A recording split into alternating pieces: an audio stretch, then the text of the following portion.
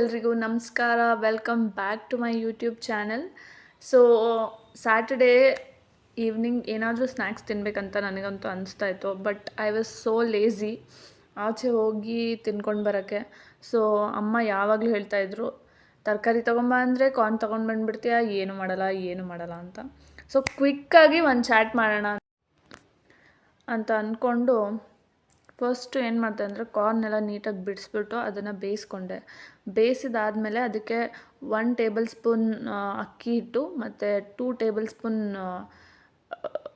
Cornflour ಹಾಕಿ ಅದನ್ನು ಚೆನ್ನಾಗಿ mix ಮಾಡಿ ಅದನ್ನು ಫ್ರೈ ಮಾಡಿದೆ.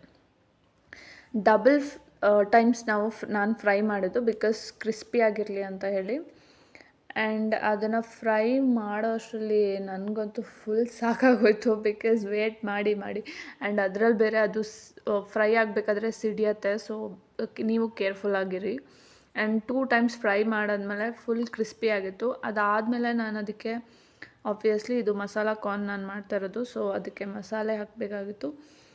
ಸೊ ಫಸ್ಟ್ ನಾನು ಆಯಿಲ್ ಮತ್ತು ಆನಿಯನ್ ಫ್ರೈ ಮಾಡಿಕೊಂಡೆ. ಅದಾದಮೇಲೆ 4 ಟೈಪ್ಸ್ ಆಫ್ ಮಸಾಲ ಆ್ಯಡ್ ಮಾಡಿದೆ, ವಿಚ್ ಈಸ್ ಗರಂ ಮಸಾಲ, ಧನಿಯಾ ಪುಡಿ, ಜೀರಾ powder and then chilli powder.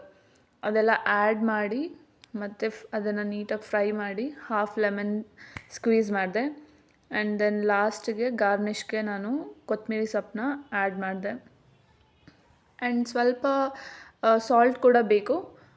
So ಇದೆಲ್ಲ ಹಾಕಿ ಚೆನ್ನಾಗಿ ಫ್ರೈ ಮಾಡಿದ್ಮೇಲೆ ರೆಡಿ ಆಗುತ್ತೆ ಮಸಾಲ ಕಾರ್ನ್. ನೀವು ಟ್ರೈ ಮಾಡಿ and do let me no.